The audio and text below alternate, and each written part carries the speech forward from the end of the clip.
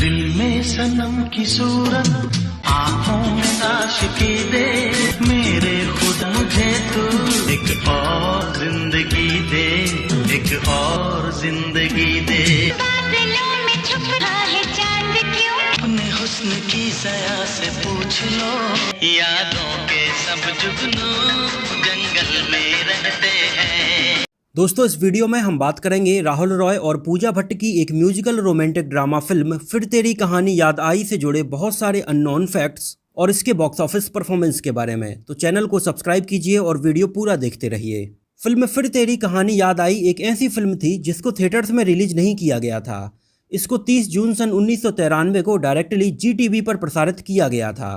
Film के अंदर हमें नजर आए थे राहुल रॉय, पूजा भट्ट, पूजा बेदी और अवतार गिल। फिल्म को डायरेक्ट किया था महेश भट्ट ने और ये फिल्म महेश भट्ट और परवीन बॉबी के रियल लाइफ रिलेशनशिप के बारे में, उनकी लाइफ में हुए कुछ रियल इंसिडेंट्स के ऊपर बेस्ड थी। फिल्म को प्रोड्यूस किया था जॉनी बख्शी ने, फिल्म को लिखा था जय दीक्षित ने और फिल्म के अंदर म्यूजिक दिया था अनु मलिक ने। और लगभग 57 मिनट की लेंथ के गानों के सारे वर्जन्स को मिलाकर टोटल 9 गाने इसके म्यूजिक एल्बम में रखे गए थे। फिल्म का म्यूजिक एल्बम सुपरहिट था और लोगों ने इसके लगभग सारे ही गानों को बहुत पसंद किया था। यहाँ तक कि बहुत सारे लोग तो उस टाइम पर सन 1990 में आई राहुल रॉय की ही एक ब्लॉकबस्टर म्यूजिकल फिल्म आशिकी के म्यूजिक एल्बम के साथ इसके म्यूजिक एल्बम को कंपेयर करने लगे थे। फिल्म के गाने वाकई में अच्छे थे, इस वजह से आज इतने सालों बाद भी लोग इस फिल्म के गानों को और इसके म्यूजिक को सुकून के साथ आज भी इसके गानों को सुनना काफ़ी पसंद करते हैं।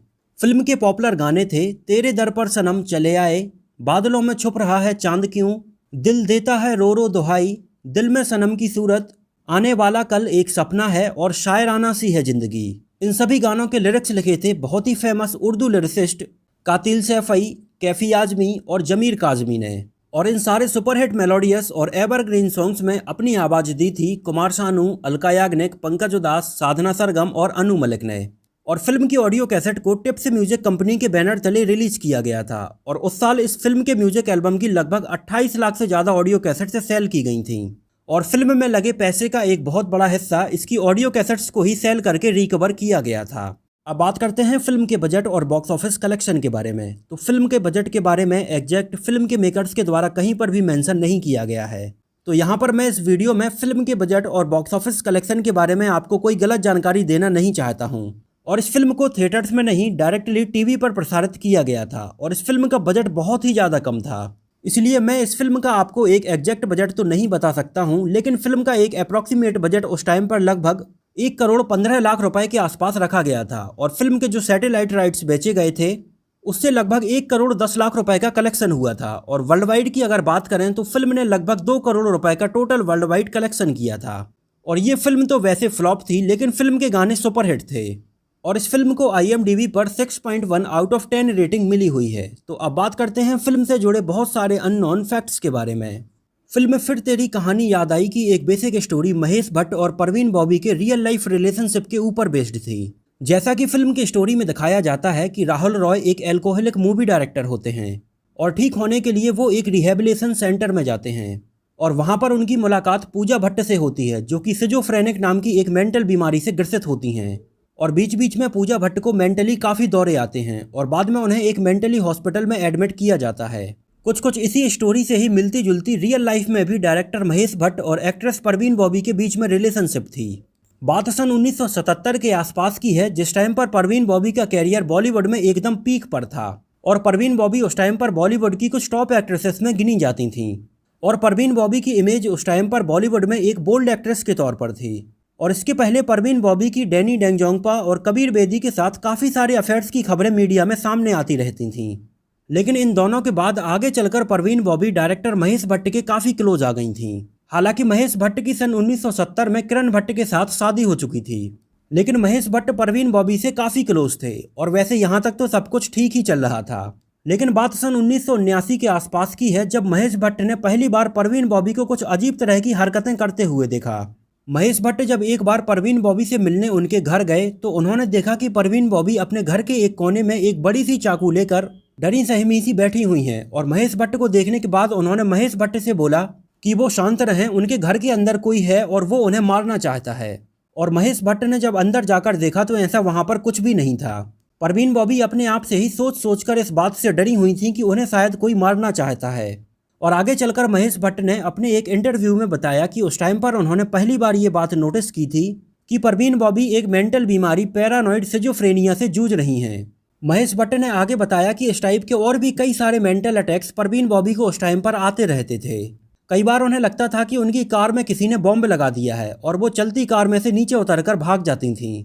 कई बार परवीन बॉबी ने अमिताभ बच्चन के लिए भी बोला कि अमिताभ बच्चन अपने कुछ गुंडे भेजकर उन्हें मरवाना चाहते हैं। महेश भट्ट ने बताया कि इसको लेकर परवीन बॉबी की कुछ मेंटल दवाइयां भी चल रही थीं, लेकिन वो दवाइयां खाने से भी मना कर देती थीं। उनको लगता था कि शायद दवाइयों में भी जहर है और वो महेश भट्ट से बोलती थीं कि इन दवाइयों को पहले महेश भट्ट खुद खा कर दिखाएं। और बाद में जब परवीन बॉबी की हालत और ज़्यादा बिगड़ने लगी तो महेश भट्ट उन्हें बेंगलोर में एक स्पिरिचुअल ट्रीटमेंट के लिए यूजी कृष्णमूर्ति के पास लेकर गए। वहाँ पर परवीन बॉबी का काफ़ी लंबे समय तक ट्रीटमेंट चला और महेश भट्ट वापस बेंगलोर से मुंबई आ गए।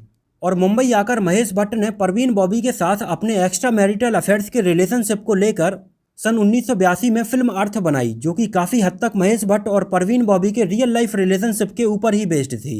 जिस फिल्म में भी परवीन बॉबी के बारे में दिखाई गई चीज़ों को लेकर परवीन बॉबी खुश नहीं थी और बाद में आगे चलकर परवीन बॉबी की मेंटल बीमारी और बहुत सारी चीज़ों के चलते महेश भट्ट और परवीन बॉबी के बीच में ब्रेकअप हो गया था और परवीन बॉबी सन 1983 में बिना किसी को बताए ही बॉलीवुड और इंडिया छोड़कर बाहर चली गई थीं और बाद में काफ़ी लंबे समय के बाद वो इंडिया वापस आई थीं और बाद में फाइनली सन 2005 को परवीन बॉबी की डेथ हो गई थी और उनकी डेड बॉडी उनके घर के अंदर 3 दिनों बाद पुलिस को मिली थी। लेकिन महेश भट्ट परवीन बॉबी के साथ अपने रिलेशनशिप को लेकर केवल एक ही फिल्म बनाकर नहीं रुके थे। उन्होंने आगे चलकर सन 1993 में अपने इसी रिलेशनशिप के ऊपर बेस्ड फिल्म फिर तेरी कहानी याद आई को भी बनाया था और आगे चलकर सन 2006 में आई फिल्म वो लम्हे में भी उन्होंने अपनी कुछ ऐसी ही स्टोरी को दिखाया था। लेकिन परवीन बॉबी जब जिंदा थीं तो उन्होंने मीडिया में कई इंटरव्यूज में इस बात को बताया था कि उन दोनों के बीच में ऐसा कुछ भी नहीं था जैसा महेश भट्ट इन फिल्मों के अंदर दिखाने की कोशिश कर रहे हैं। और फिल्म फिर तेरी कहानी याद आई में पूजा बेदी का भी एक इम्पोर्टेंट रोल था। लेकिन ये फिल्म जब टेलीविजन पर रिलीज हुई और पूजा बेदी ने फिल्म के अंदर अपना रोल देखा तो वो महेश भट्ट के ऊपर काफ़ी नाराज हुई, क्योंकि पूजा बेदी को बोला गया था कि फिल्म के अंदर उनका रोल पूजा भट्ट के रोल के बराबर ही है। लेकिन फिल्म रिलीज होने के टाइम पर उनके बहुत सारे सीन्स को फिल्म में से कट कर दिया गया था। पूजा बेदी ने बताया कि वो एक टीवी पर प्रसारित होने वाली फिल्म करने के लिए केवल तैयार ही इसलिए हुई थी क्योंकि पहले महेश भट्ट ने बताया था कि फिल्म के अंदर पूजा बेदी का रोल काफ़ी बड़ा होने वाला है। लेकिन फाइनल फिल्म के रिलीज होते टाइम पर उनका फिल्म के अंदर बस एक गेस्ट अपीयरेंस बचा था। पूजा बेदी ने बताया कि उनके पिता कबीर बेदी भी पहले नहीं चाहते थे कि पूजा बेदी इस फिल्म के अंदर काम करें, क्योंकि कबीर बेदी जानते थे कि इस फिल्म के अंदर महेश भट्ट परवीन बॉबी की रियल लाइफ के ऊपर अपनी तरफ से बहुत सारा मिर्च मसाला लगाकर फिल्म के अंदर दिखाने वाले हैं। और कबीर बेदी को ये बात बिल्कुल भी पसंद नहीं थी कि परवीन बॉबी की लाइफ के ऊपर इस तरह से फिल्म बनाकर पैसे कमाए जाएं, क्योंकि परवीन बॉबी महेश भट्ट के पहले कबीर बेदी के साथ में भी काफ़ी लंबे समय तक रिलेशनशिप में थीं और महेश भट्ट ने ये काफ़ी कम बजट की फिल्म बनाकर GTV पर प्रसारित कर दिया था। बहुत सारे क्रिटिक्स ने तो उस टाइम पर यह भी बोल दिया था कि ये एक फिल्म कम एक टीवी सीरियल ज़्यादा लग रही है और ये भट्ट कैंप की एकमात्र ऐसी फिल्म नहीं थी जिसको डायरेक्टली टेलीविजन पर दिखाया गया था।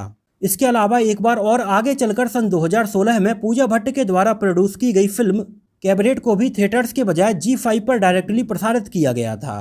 तो दोस्तों ये तो बात हुई फिल्म फिर तेरी कहानी याद आई से जुड़े बहुत सारे अननोन फैक्ट्स के बारे में।